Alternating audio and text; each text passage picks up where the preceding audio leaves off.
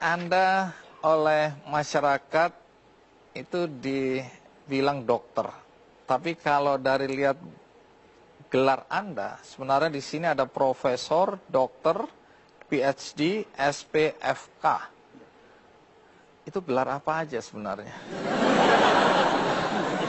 Biasa saja itu kan. Gelar yang biasa-biasa aja. Saya satu pun tak. Anda borong banyak sekali nih. Kebetulan. Oh, kebetulan. Jadi kalau PhD-nya di bidang apa? PhD-nya bidang farmakologi klinik. Itu diperoleh di Flinders Medical Center, Australia. Dari Australia. Kalau SPFK ini? SPFK itu spesialis farmakologi klinik. Itu dikeluarkan oleh PBID, pengurus besar ID. Baik. Lumayan banyak ini ya gelarnya ya. Alhamdulillah. Anda anak keberapa? Saya ini anak pertama dari 6 bersaudara. 6 bersaudara. Orang tua Anda pekerjaannya apa? Dulu tukang jahit. Sampai akhir hayat tukang jahit. Oh, dulu tukang jahit sampai akhir hayat tukang jahit. Almarhum. Almarhum. Kedua orang tua tukang jahit. Iya. Kalau pendidikan orang tua apa? Alhamdulillah tak tamat SD. Tidak tamat SD. Iya. Sementara Anda punya segudang gelar. Kalau Anda sendiri punya anak? Alhamdulillah ada anak 3. Pendidikan anak apa? 1 sarjana hukum, 2 dokter. Apa sewaktu kecil Anda memang sudah bercita-cita jadi dokter? Oh tidak. Waktu tamat SD dibuat acara perpisahan oleh Ki Sugondo Kartoprojo. Saya itu sekolah di Taman Siswa. Dia bertanya sama saya, Aznan, kau nanti udah besar mau jadi apa? Saya katakan, saya ingin jadi orang yang berguna untuk orang banyak, tapi berbeda dari orang lain. Tunggu, anak umur berapa? Umur 12 tahun. 12 tahun. Ingin berguna bagi masyarakat banyak, tapi yang berbeda. Nah, dari orang lain. Dari orang lain. Jadi katanya apa yang bukan ada dokter, bukan. Insinyur, bukan. Pokoknya berguna untuk orang lain. Kemudian, bagaimana sampai muncul keinginan untuk sekolah dokter? Itu waktu SMP, saya lagi belajar sampai larut malam. Belajar aljabar, datang Jalan Abang, kemudian dia tegur, An, nanti udah besar mau jadi apa kau? Saya katakan, saya ingin jadi sarjana nuklir. Ya, ngapain bunuhin orang katanya. Carilah bidang yang banyak menolong orang banyak katanya. Saya katakan kalau gitu, saya buatlah rankingnya. Yang pertama dokter, andai kata tidak bisa dokter jadi guru. Kalau nggak bisa jadi guru, saya jadi perawat. Alhamdulillah, 3-3-nya sekarang saya dapat.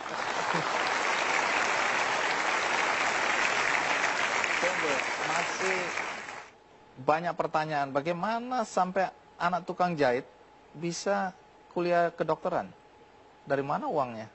Saya masuk kuliah kedokteran itu berbohong dengan orang tua. Karena orang tua dari awal, dia tahu kita mau kedokteran, tapi dia tidak mengizinkan.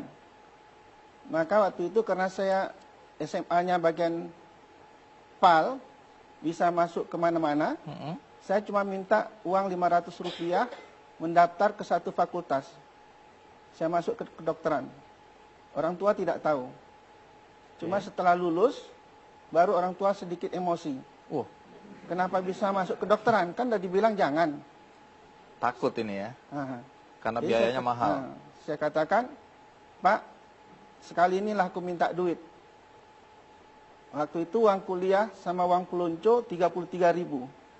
32.000 untuk uang kuliah setahun, 1.000 untuk, kalau sekarang istilahnya PEMA, berikut jaket-jaketnya. Hanya sekali itu saya minta uang sama orang tua. Tapi kan abis itu biaya-biaya lain akan ada. Dari mana? Saya ngasih privat les. Ngasih les di banyak anak-anak SMA.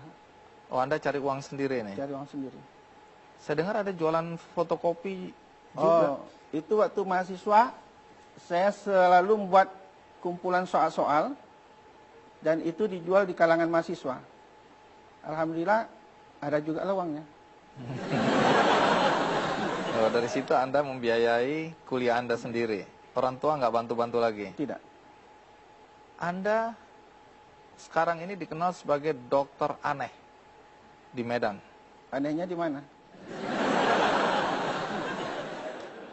Pertama dari penampilan.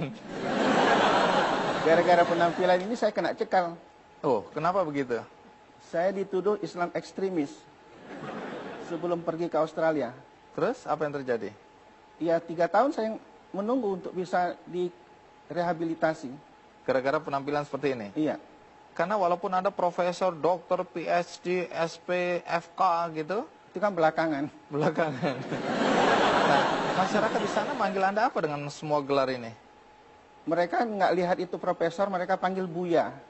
Oh, jadi Anda lebih dikenal sebagai Buya? Iya. Ayah. Baik, kalau gitu kita lanjutkan, Buya.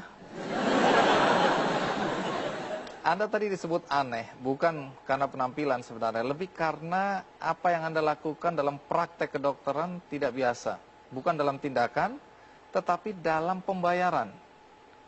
Pertama yang dianggap aneh, Anda tidak mencantumkan atau tidak memakai papan nama katanya. Padahal hampir semua dokter, bahkan belum praktek, plang namanya duluan. Anda sudah praktek sampai hari ini, tidak ada plang juga. Betul.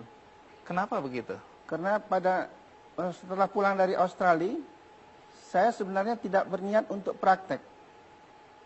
Tapi ketemu dengan pasien yang lama, mereka mengatakan, dokter kita sudah pulang, dokter kita sudah pulang. Jadi satu-satu mereka muncul. Mereka cegat di tengah jalan apa segala macam. Ya mau tidak mau, saya harus melayani mereka. Terus? Ya sampai sekarang demikian. Tapi kalau sekarang pasien Anda per hari berapa orang? Minimal 30, tapi bisa sampai 153.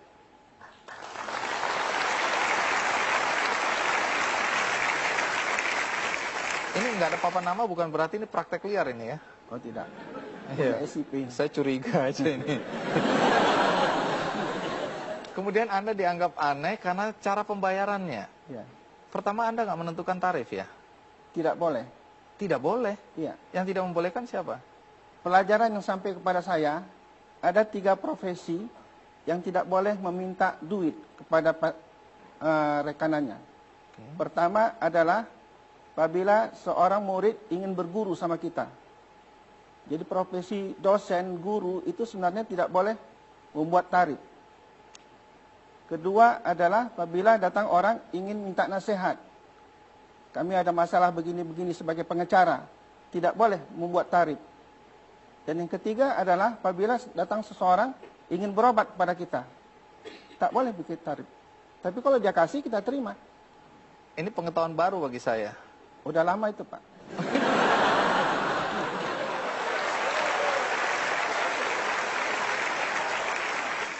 Siapa saja yang membantu Anda di tempat praktek itu sekarang? Yang membantu istri saya. Kalau yang ikut berpartisipasi, banyak calon dokter yang belajar di praktek. Oh, ikut membantu Anda ya? Ya. Nah, berikutnya ini berkaitan dengan keanehan dan pembayaran tadi. Walaupun Anda mengatakan bahwa ada 3 profesi tadi, guru, pengacara, dan dokter, yang tidak boleh sebenarnya menetapkan tarif. Ya. Menarik karena hampir semua profesi itu yang kita kenal menetapkan tarif. Ya. Kemudian yang membuat Anda aneh tadi sistem pembayaran dengan amplop. Saya dengar bahkan ada yang ngasih amplop dan kosong. Betul. Ini gara-gara Anda sendiri nih ya. Anda cari-cari perkara sih. Nah, bagaimana ceritanya? Kita rehat sejenak. Ikuti terus Ki Candy. Gini loh, orang udah punya rumah 1, pengen punya 2, punya 3, punya 4, karena itu dia kerja dan menetapkan tarif. Anda belum punya rumah, tapi Anda tidak mau menetapkan tarif. Kebahagiaannya di mana ya?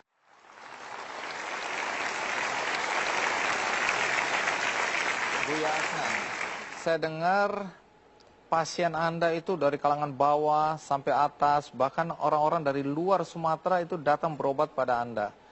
Yang saya sebut aneh tadi berkaitan dengan pembayaran ya. Anda mengatakan tidak menentukan tarif. Pasien boleh membayar suka-suka. Soal bayar suka-suka itu pengertiannya apa ya? Ya seikhlas hati dia.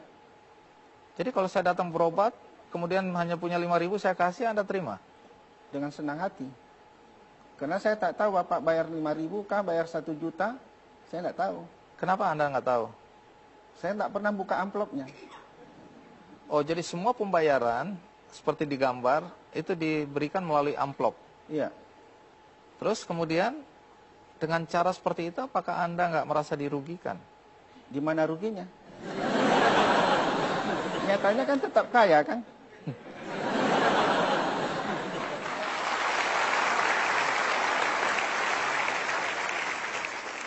Saya dengar bahkan kalau ada orang yang bertanya, "Dok, saya harus bayar berapa?" Anda malah marah-marah. Anda semprot. Ya, Apa yang karena dia menghina saya.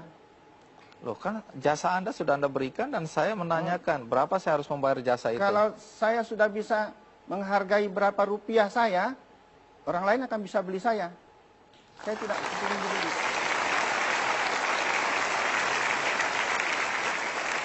Tapi bagaimana reaksi istri, anak-anak dengan kelakuan bapaknya atau suaminya yang seperti ini? Alhamdulillah berterima.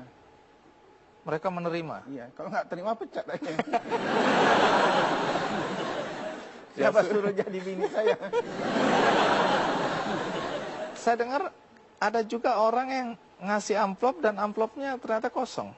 Nah, bagaimana reaksi Anda kalau lihat amplop-amplop kosong itu? Alhamdulillah saya nggak tahu siapa yang ngasih kosong. Jadi nggak bisa marah pada orang itu ya? Ya, karena saya akan perlakukan sama. Baik dia pejabat tinggi apa segala macam, kalau pantas dimarahin, saya marahin. Padahal Anda kan harus membiayai keluarga. Dari mana uang? Lebih dari cukup.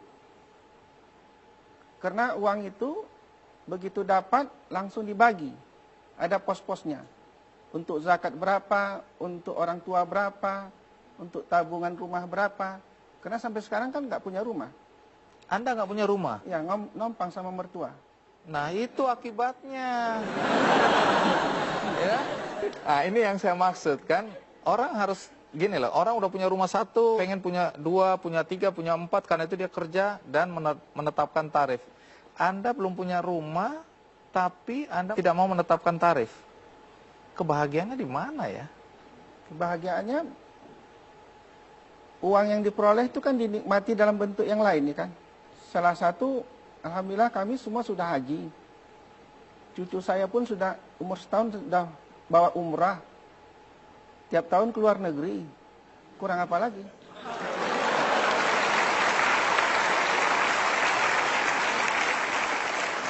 Buya, mungkin falsafah hidup Anda ini asing bagi anak-anak muda sekarang yang merasa bahwa materi adalah ukuran sukses. Mungkin ada nasihat buat anak-anak muda. Nasihatnya gampang. Apa yang dicari dalam hidup ini? Dulu ada film, Apa Yang Kau Cari Pak Lupi. Apa konteksnya dengan pernyataan atau nasihat Anda ini? Ya karena macam kata Bapak tadi, sudah punya satu rumah, ingin rumah yang lain. Sementara badannya cuma satu. Apa bisa didiaminya ke sekian banyak rumah?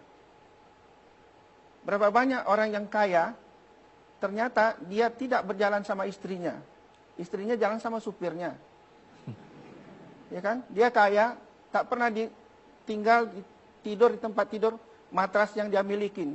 Dia teler di ruang tamu. Jadi, apa yang dia cari dengan harta tadi? Yang penting cari kekayaan yang berkat. Berkat itu yang menikmati kita dan orang lain. Jadi kalau sudah sama-sama mengalami, merasakan, alhamdulillah kita sudah kaya. Hidup tidak berutang, itu nomor 1. Baik, terima kasih Buya Asnan.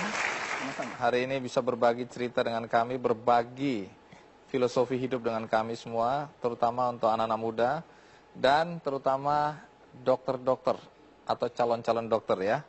Mudah-mudahan apa yang Anda sampaikan ini memberikan teladan bagi mereka. Alhamdulillah. Sekali lagi terima kasih. Sama-sama. Terima kasih.